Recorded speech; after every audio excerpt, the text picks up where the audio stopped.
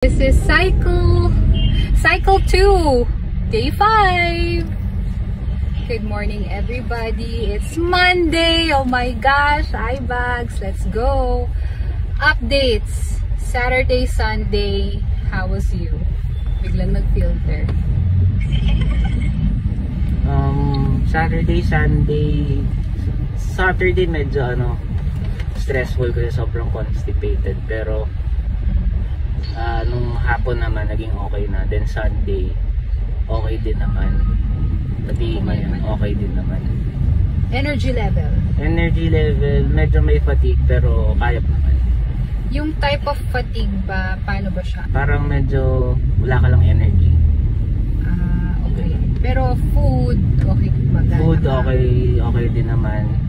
Super lessen talaga ng meat para di masyadong mahirapan. More on veggies tsaka fruits. Ikaw, Loisa?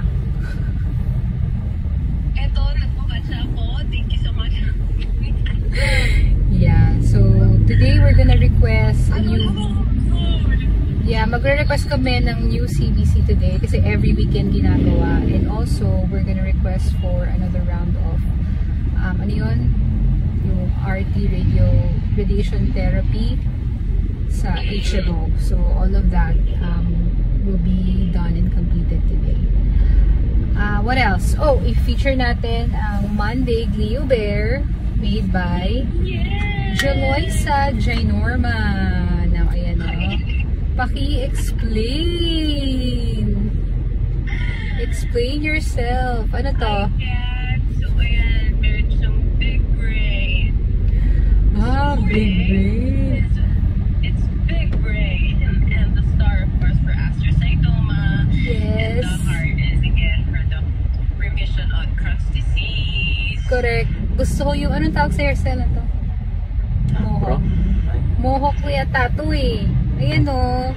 I love, yeah, it's a mohawk brain. I love it. Very rock star ang dating. Feeling ko this is my favorite. Yeah. Rockstar Monday. Rockstar. Yeah. Okay, I guess this is it. This is, may paggano. This is our Glio Bear today. Rockstar Glio Bear. Glio Bear Rockstar. Whatever. Okay? Hirapan ako nagtulog. Okay, anyway, thank you so much and we'll keep you updated. Thank you, Sista. Bye. Bye!